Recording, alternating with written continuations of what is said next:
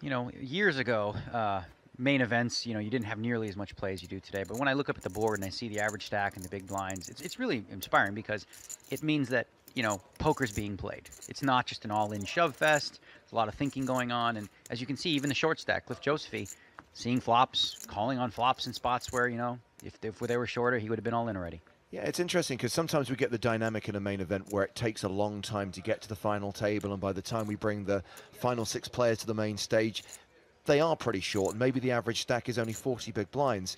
But in this particular tournament, it was very fast-paced, getting us down to the final 2 tables. Pretty quick yesterday to get down to 6.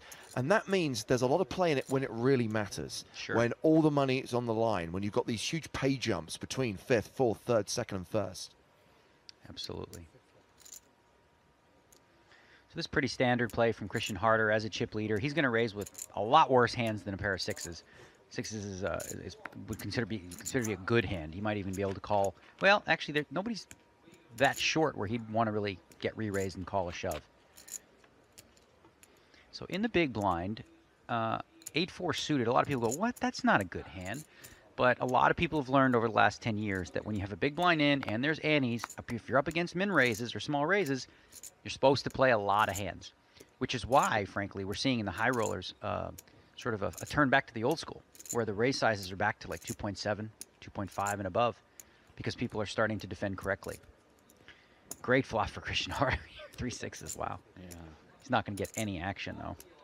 You know, that wouldn't be a terrible spot to check, frankly, if you're Christian Harder.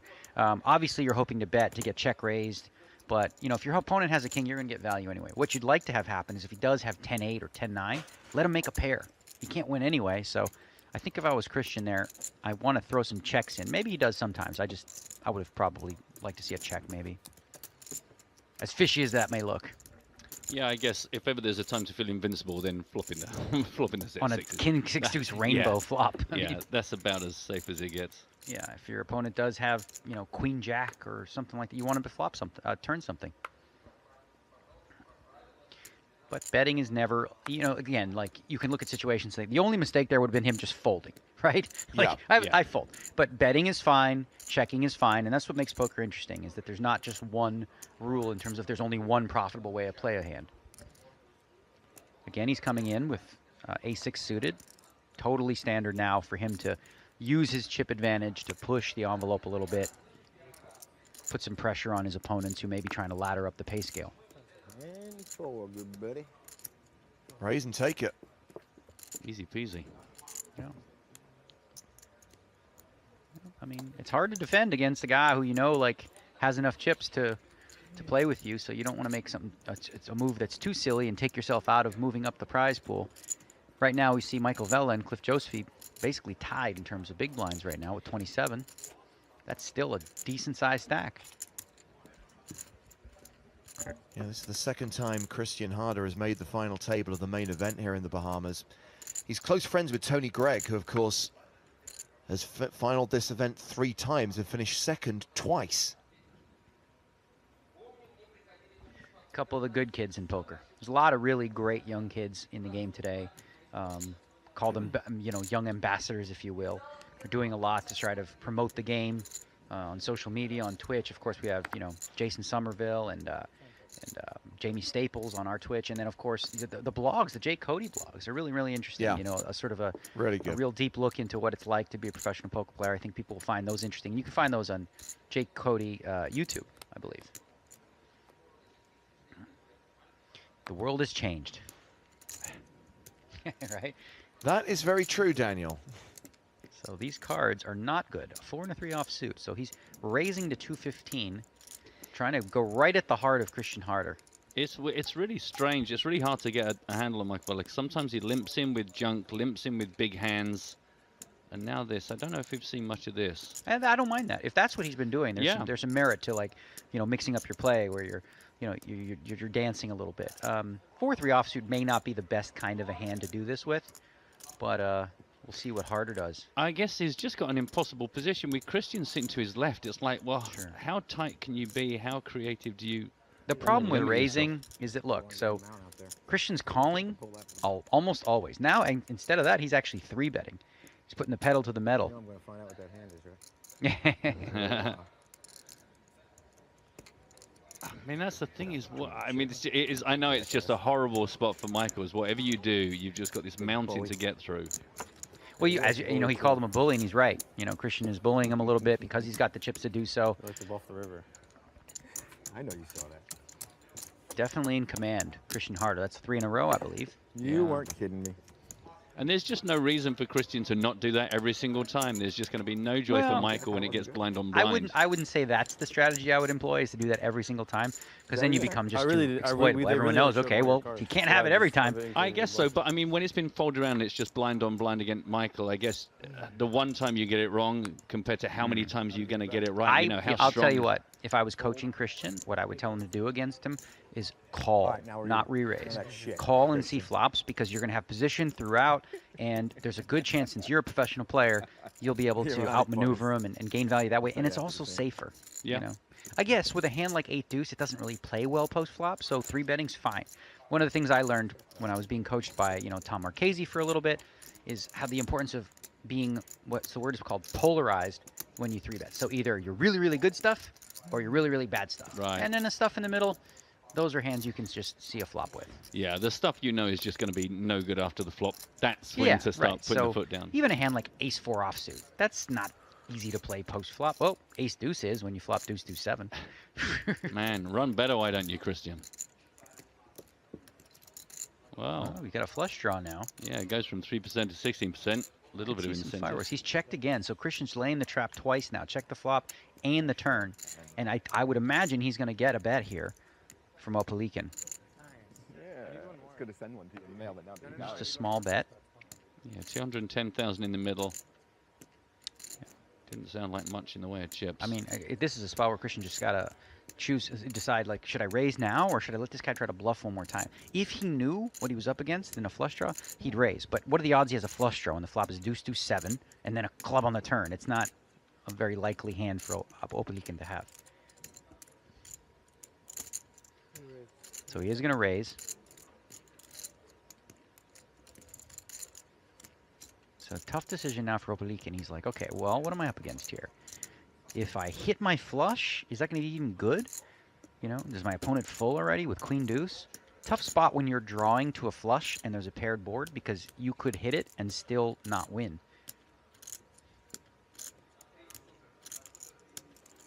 You know, this is a hand that Opalikin can turn into a bluff potentially and say, listen, I've got a deuce, I'm going to re-raise you, but like Christian actually has one. And it's never a good idea to try to represent the hand that your opponent has.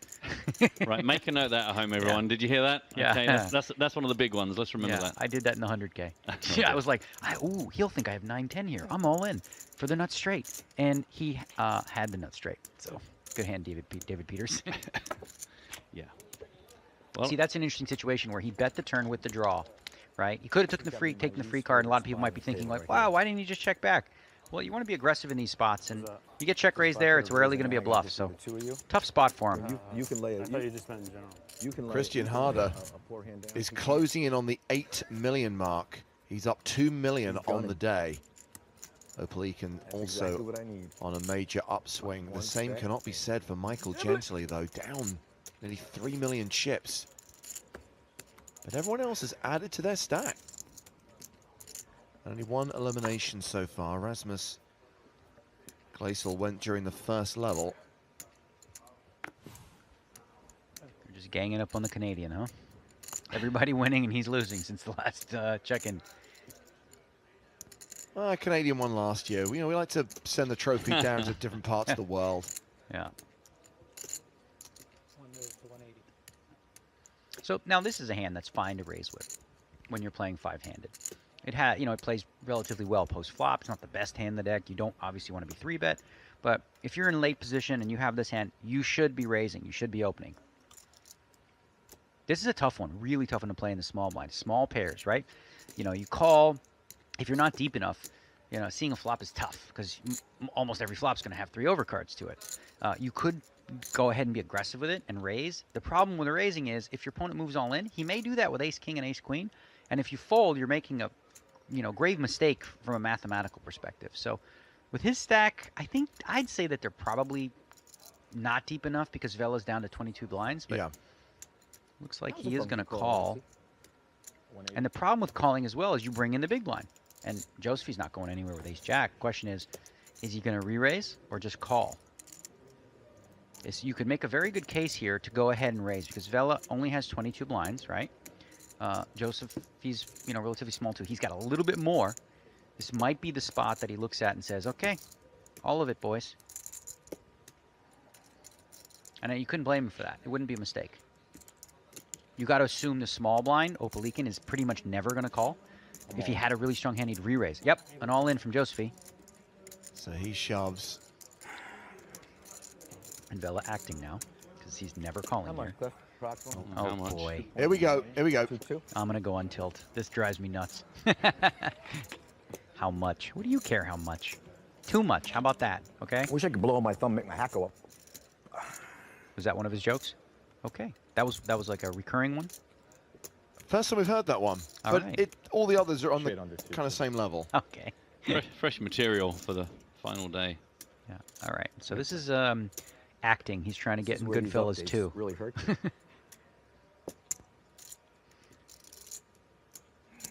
See, I mean, I don't see a lot of value in this acting to try to represent like you had a better hand than you do. Like everyone knows, okay, listen, we've played poker long enough. We know that sometimes you steal. It's fine to just fold and Quite You sure know, I know what you have, too. it's not embarrassing. It's Got him just behind me. yeah. I'm all by myself. I'd probably call here. Yeah, right. Okay, likely You still story. call? In 50 minutes' time, Cliff's going to see this hand and be like, yeah, right. So now you never really want to call an all-in with a small pair. And that's the situation that Opalikin's found himself. He's like, I probably have the best hand here. All by It's very myself. likely that threes are ahead. However, my best case scenario is I'm flipping. Worst case, I'm 4.5 to 1 underdog. King, queen. So he's getting a decent price, but it's a lot of chips. Does he want to risk it with 2 threes? 2.1. I think he feels like he's got the best hand. And again, as I said, most of the time in the situation, threes will be ahead, but marginally so. And the times when when the threes are not ahead, you are cooked. Good fold. Despite the fact, it's like easy to say, you look, it's a good fold, even though he had the best hand. What? Am I right? You were no good. Your hand Yeah. was no good. Yes, he was. Come on now. I was ahead. So Cliff Josephine I had moves John over Ace the up in that 30 one. big blind I mark. had John Ace Everybody's King. lying. I can't believe this. I thought What a poker was an beat-ace king honest on game. These guys know in 30 minutes everyone's going to know they were lying, right? Terrible call. Chance Cornuth on the rail. And one. Finished third here in 2015, winning himself more than $640,000. The announcers would have been, what's he And last doing? year we saw him Sugar. finish second in the high roller in Dublin.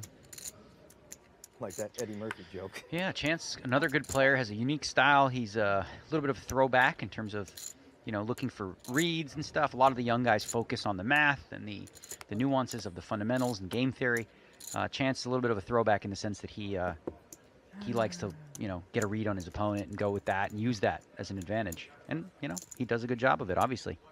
So this event is winding down now, Daniel. Are you done, or is there more poker to be played before you leave the Bahamas? I'm feeling good. I just feel like playing poker. Frankly, I don't know, but when if I'm alone and sitting in a room, I think my mind will just race on my little pup. Sure. So being at the poker table is a great distraction for me, and I plan on playing the Turbo, the 10K Turbo, which I'm, not accustomed to. I don't play a lot of turbos, but I'm gonna give it a shot. 6-max Turbo. I feel Okay. good. I'm playing well, so let's finish on a high note.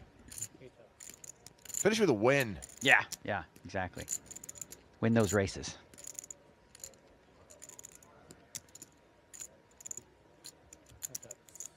It's funny, that kid who knocked you out of the main event, the guy who cracked your ace king with a6, he became our spin and go killer because this qualifier just kept knocking people out left, right, and center. But sadly did not make it to the late stages of this tournament.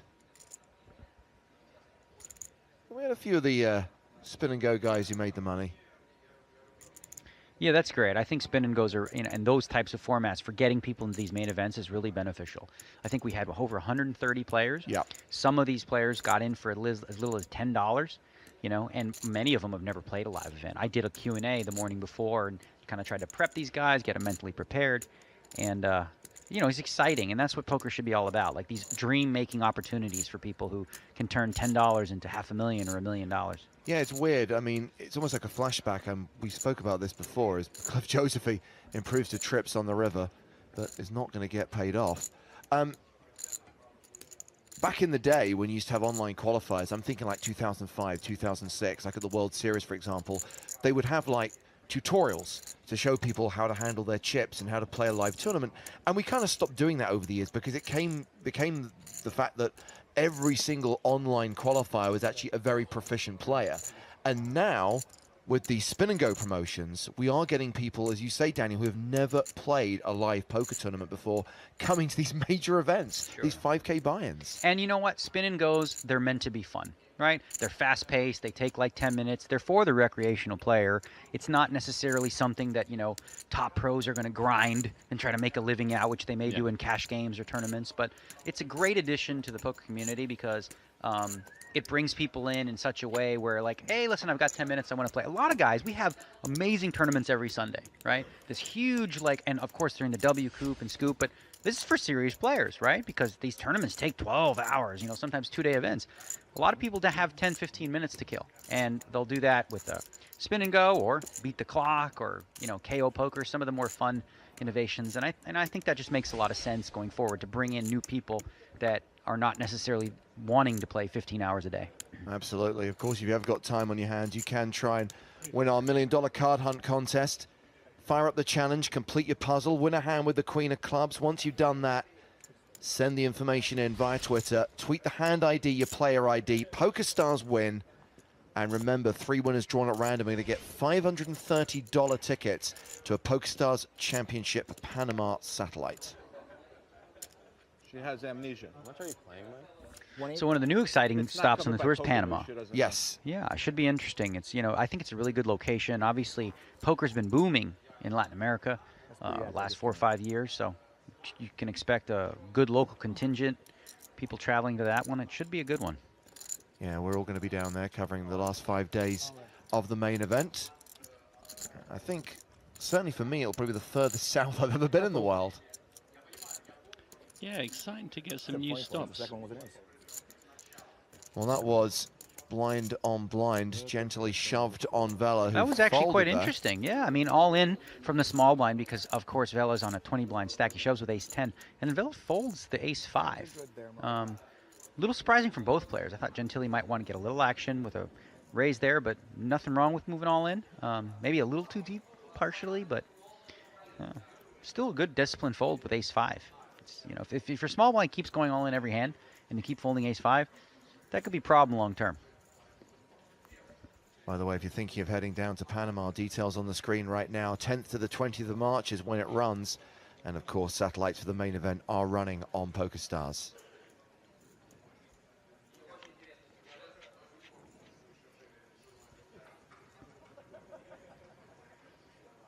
So 25 minutes left on the level, 25 minutes till the next break, and that will mean part 2 of 3 of Poker in the Ears and Eyes. What's that? That is the new name of the podcast. Oh, right, yes, Poker in the Ears and Eyes, yeah. Good one. Clever. We can't take any credit. We let our viewers and listeners pick it. Yeah. Oh, free roll's firing up. Oh, God. Good luck, everyone. All right, I just saw screens pop up. Yeah. Good Oh, luck. I can watch both these guys. Oh, no. So I'm going to give you a play-by-play of No, what they're please. doing. He's like, It wouldn't be the first time. tutorials. You see what Matt's doing here? Huge mistake. Right? Well, that much is correct. But not already. as bad as what I'm seeing on the right from what wow. James just called with. Absolutely. Well, bear in mind that we've got $100 bounties on our head, so generally it's going to be playing super, super tight and trying to get it in a good spot. Talking of potentially getting it in here, Gentili opened with ace-deuce. Vela called in the small blind. Christian Harder with ace-king in the big. So in this spot, you know, Gentili raising with ace-deuce on the button's fine. Vela calling with queen-3 of spades is a little wide, a little too wide. Of course, Christian here, chip leader, ace-king of hearts, more than happy to 3-bet it. And we're going to see a little more acting from the queen-3 of spades, it looks like. Yeah, and if Michael already thought he was being bullied, This is where you love it, because when Christian's got it, you think at some point Michael's going to do something really, really bonkers. Do they show He's the just cards if we don't see a flop? had enough. Anybody know? You know, a hand like Queen Three of Spades here, I can see sometimes, you know, turning it into a Don't bluff everybody where you talk at 3-bet, but the value of the hand is just not good enough to call from the small blind against, you know, a big blind who's the chip leader and probably going to call, and the button, which we don't know what he has. I would say minimum you could have to call here would be like a Queen 9 suited. You know, Queen 8, Queen 7 and lower. If you want to play it, you know, and there's some merit to it, go ahead and 3-bet it. Try What to do you win want me to do, it Christian? pre-flop. Give me some guidance. What would you like me to do? Don't think he's likely to Tell help me. you here. I follow direction very well.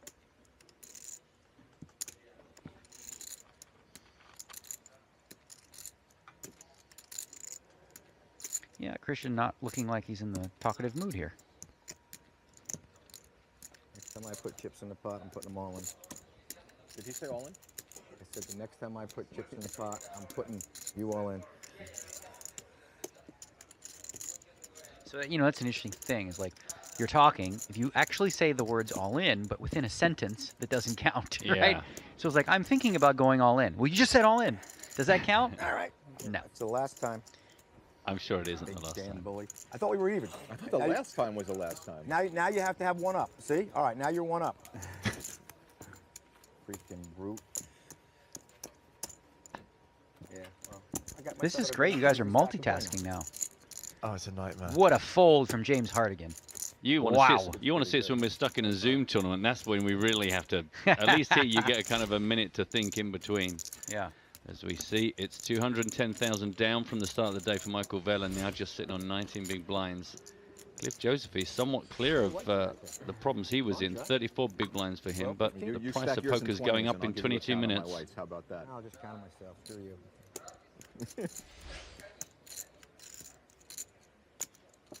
11. Seen Cliff Joseph move up nicely. When I sat down in the booth, he had about 20 big blinds. He's up to 34.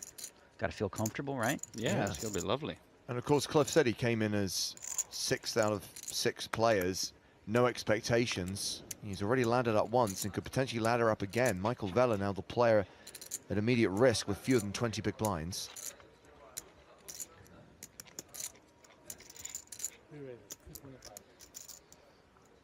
Christian Harder raising small to big with King 10 of spades.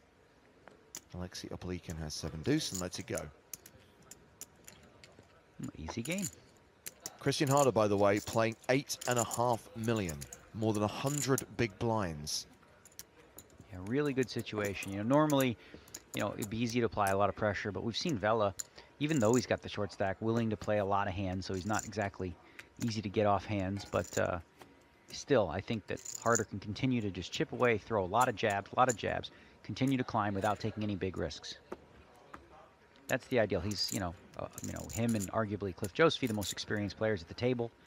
And when you typically are one of the better, more experienced players, you want to avoid, you know, risky conflict as much as possible. Whereas if you're not, you're one of the more experienced players, you want to increase the amount of luck.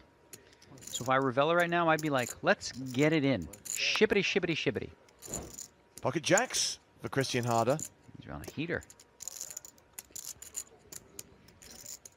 Yeah, it's a good spot. I mean, eventually people are going to start to think, listen, this guy's raising every hand. He can't always have it, so they might make a move with a weaker hand. Like this one.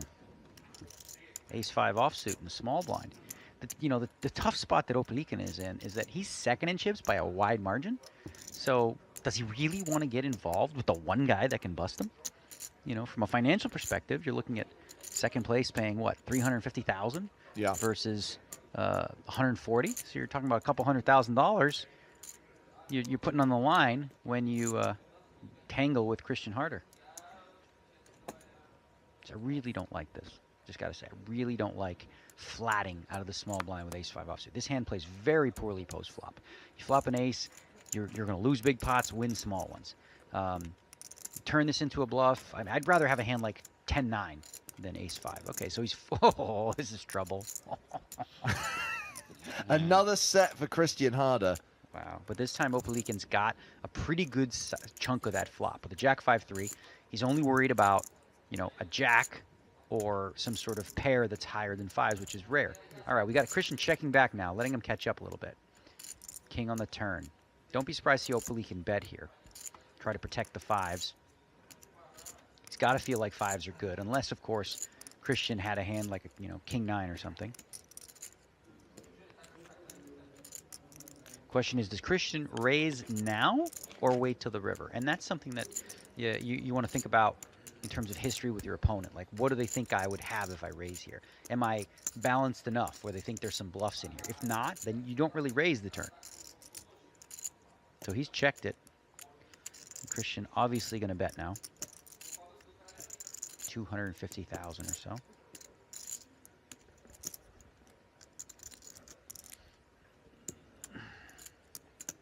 Are you out of the free roll already, Matt? Yeah.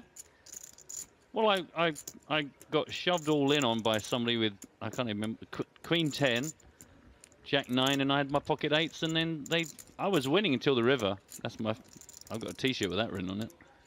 I'm quite happy to get that over quickly. I just can't multitask. And also, I want someone to take the bounty. Have a nice time. So just notice the kind of spot that Opalikin's put himself in with this ace-5. He has a hand that's probably too good to fold, consistently in this spot. But it's also one where it's like, wow, I mean, what am I going to do? Call this bet and then call a river bet with just 5s?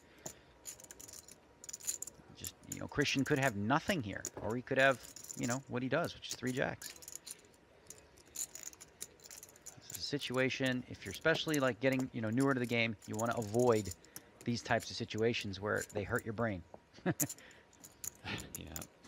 Looked painful, but he let it go. See, and again, like, if you're going to play ace-5 and you flop middle pair and you're not winning that pot, you got to just throw that hand away. And be smart. Take that shit off now. It doesn't help you.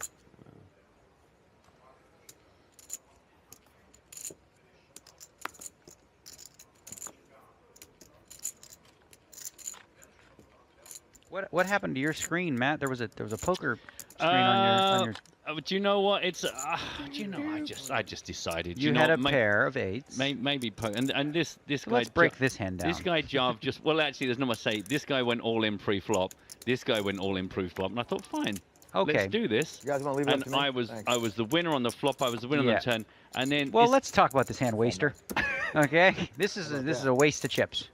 Pair of 8s doesn't play well three-handed. Heads up, I get the call, but three-handed, come on, man. It's a free roll and there's a bounty of $100 on my head. I don't want You're to in a win charitable this mood. You know Coming what? down the track. I am more than happy to say good game, Gamescom, I am not worried about a train. and hand over the money. Just give me 2 that are connected and big. Yeah, and I'm not stick 'em much in. about optimal play during the free roll. And then it's going to be headed right at you. So Michael Vella in that dangerous territory now with 17 bigs. He's really almost in this territory where he's basically just got to make his decisions pre-flop, which is all in or nothing. When you say dangerous territory, would you potentially say danger zone? Danger zone. Yeah. In the danger zone. I can't believe, but you do want to sing "Everyone Loves a Chop Pot." I mean, be consistent. Like, if you want to come along for the songs. I got all kinds of songs. Pick on this guy. Don't encourage him. I mean, I can do Fudge the Police without any cursing. Oh, no, no, no. No cursing. I can do it without That's any not cursing. the issue. The cursing's not the issue. It's the fact that if you sing any Never licensed good. music, Although it was we cool. have to pay royalties. Even the words? What if you sing it differently, like, Snoop Dogg's rolling down the street. Rolling down the street, talking about sipping on gin and juice, laid back with my mind and my money and my mind. That's legal, right? That's not legal? Because I didn't even use the same melody or tone, just the same words. No, that was certainly something. I think we're all right. I think we'll get away with that one. I mean, I'm gonna get sued up in here.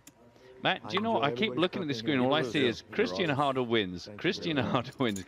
I mean, it's over 9 million now. Yeah, 113 big blinds. Meanwhile, as Daniel observed, Michael Vella hovering around the 15 big blind mark. Here it is. Question is, how does he play this, right? So I would suggest, if you're in this spot and you're watching at home, go all in with the 6s, okay? This is not the kind of hand you want to min-raise with and then see a flop because, you're going to let the big blind in with Queen 9, Queen 8. What the? What the? Fudge? Yeah. fudge that hand. What just happened there? That is. I mean, the Huge nearest mistake. opponent to him I'm is glad they like don't show 32 that big one blinds. that I Is he sold. thinking going to Now ladder I'm up sometime in the feeling next sad 12 because I minutes? I mean, calling with the queen three. This is not. I don't know what just happened, Michael. Someone needs to trying to shake you up. get him back on track here. That wasn't even a train. That was just Wow. a caboose coming at you. I thought he was just going to kill a bit of time and then shove. I'd never in a million years thought he would. Oh, damn it. That's shocking. You know, there's some cases where you want to fold some good hands when you're using what's called ICM, which stands for independent chip model, where you know you're waiting for another guy who's shorter to go broke. But he is the shortest guy by a good margin. Yeah. So that shouldn't be a factor at all. Just clearly a brain fart there.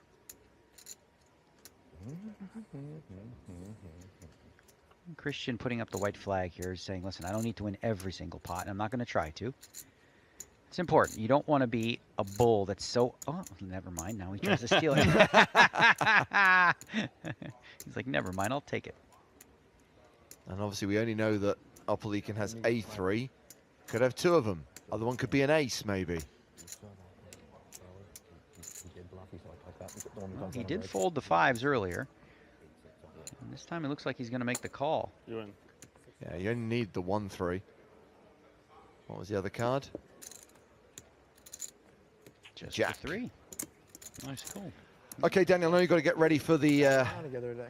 10K event you're playing at 4 o'clock. Thank you so much for dropping by and spending some time with us in the booth. Always really appreciate your analysis, and I know the audience does. Appreciate it, guys, and good raise with this hand here in the free roll. Thank Good job.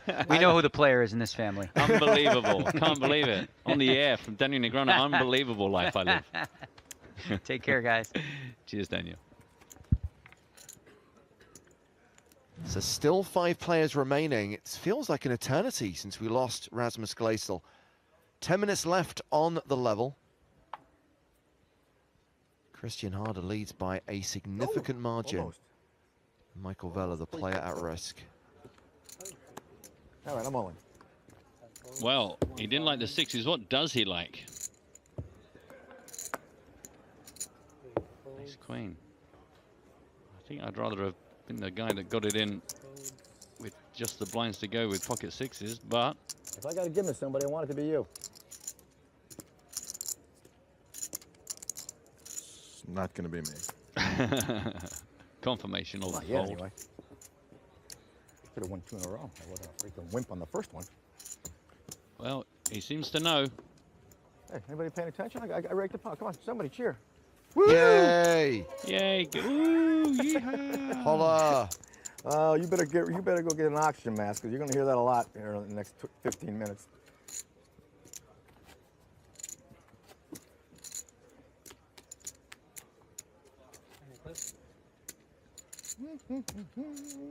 Now, assuming that we get to level 29 with all 5 players returning from the break for the first time in, wow, I'm going to say a day and a half, we will finally be at a point where the average stack in the main event is fewer than 50 big blinds.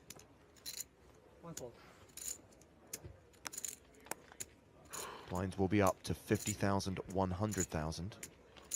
Of course, during the break, we will have episode 2 of Poker in the Ears and Eyes. It's the VR experience, Matt. Oh, I love this so much.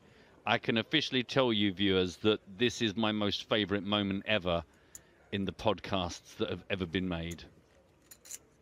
There are a few things I love more than watching James Hartigan dance around. If only we could do karaoke for you, we would, but this is the next best thing.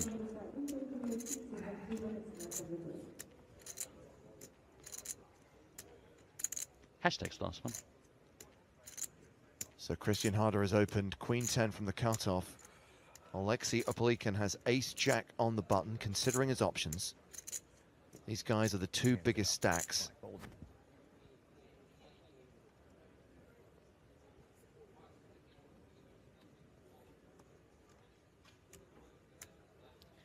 It feels a bit like we need a graphic that just shows Christian Harder's progress over the last orbit. How much is just that green arrow just up and up and up. This one's going to be harder. Opelican has 3-bet to 445k.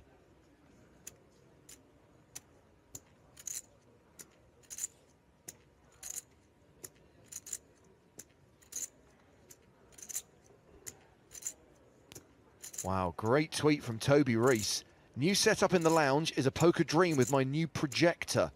And what is he projecting onto the screen? PokerStars TV. Man, that is a sweet setup. And I'm actually even more jealous because there appears to be pizza in the house. I think I need some of those white chips.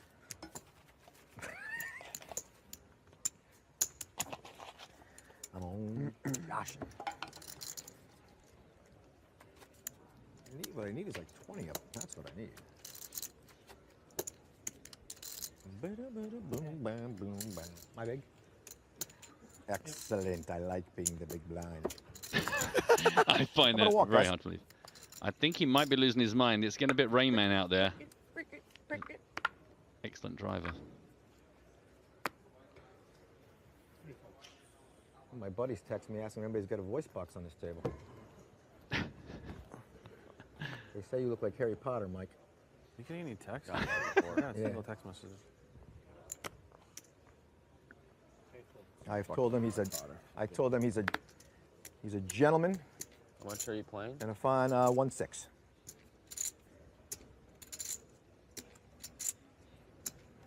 All in.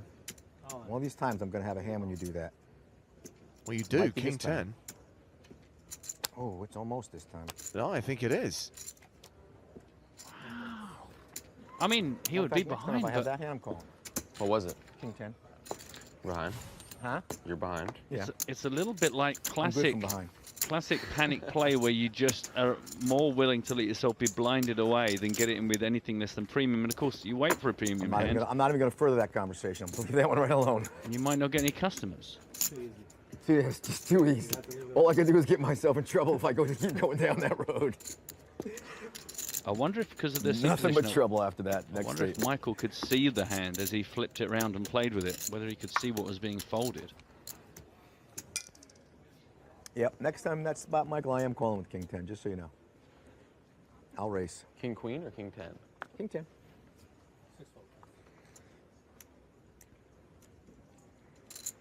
No, I mess with this guy. Well, I don't think we're going to see Cliff do anything as crazy as afraid of fold ghosts. with the sevens. Train busters.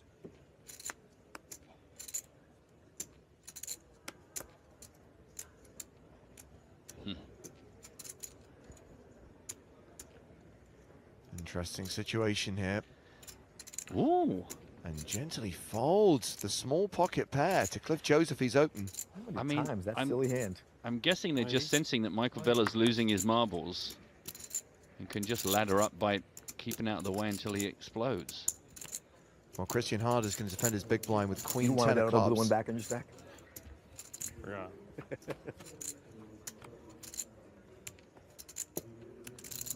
Josephine now a 3-1 favourite with his overpair to the board.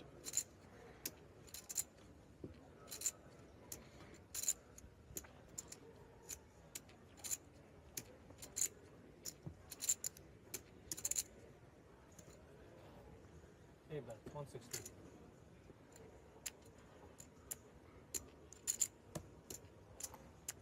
Nah, not surprised to see Christian get out of the way with that. No good. He can afford it. He has got 8.5 million chips. More than 100 big blinds.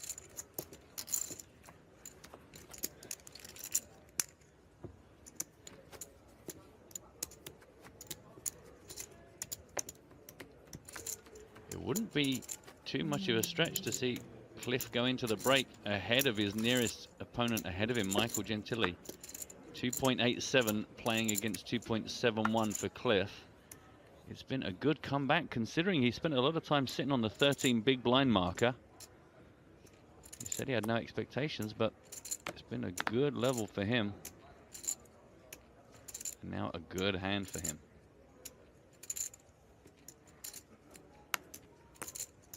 Okay, wait, 28. 10 folds.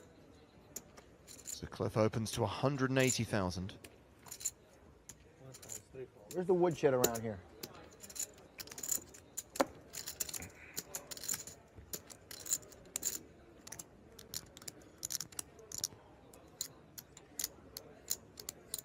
Seven suited. So pretty.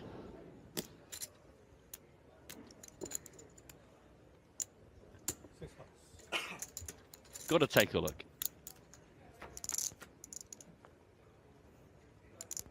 Top pair for Cliff, nothing for Alexei. That is about as bad a flop for the 6-7 as I can imagine.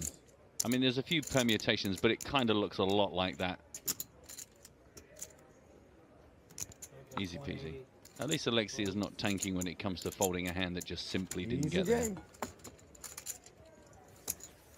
2 minutes to run on this level. 2 minutes until the next break, the next installment of the podcast. And of course, for these players, a brief hiatus from the action. When they come back, those blinds going up. 50,000, 100,000. Yeah, do feel free Easy to breezy. get in any queries about how many blinds players have. Joe Stapleton will be back in the booth, and he's always happy to take those kind of questions when we're in one of the easy levels. His math becomes almost just immediate. Folding, folding, folding.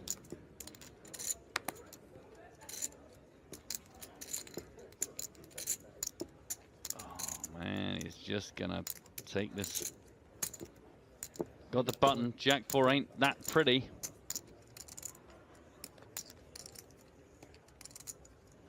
Dominates his opponent.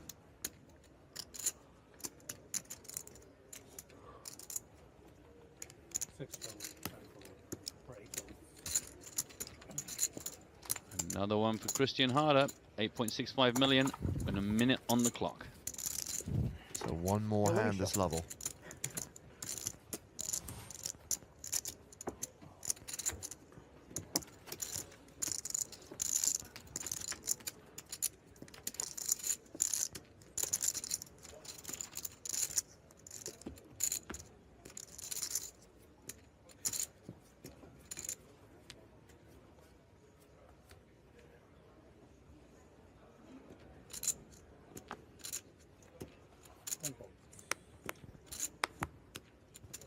Well, I guess Michael Vella's going to make it to the next level.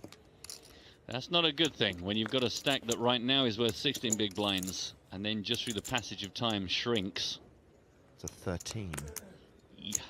How did you work that out so quickly? You were channeling Joe, weren't you?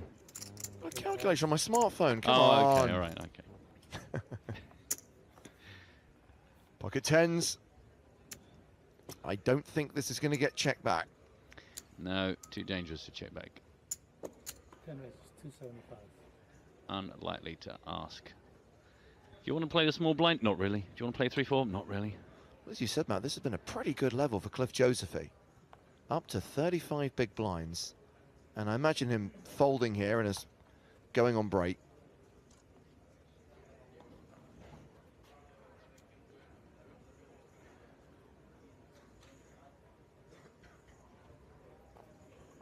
Gonna give us a bit of Michael Vella time. Maybe he's got some plan in mind. He has got a plan in mind.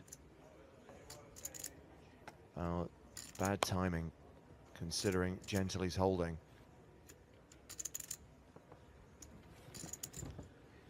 This raise is legit. Oh, you're okay. He finally found the force. No idea. So Michael Gently and Cliff Josephy are pretty much tied at around the 2.9, 2.8 million mark. Michael Vella, 13 big blinds. Christian Harder, still the chip leader. So our live action continues in 18 minutes time.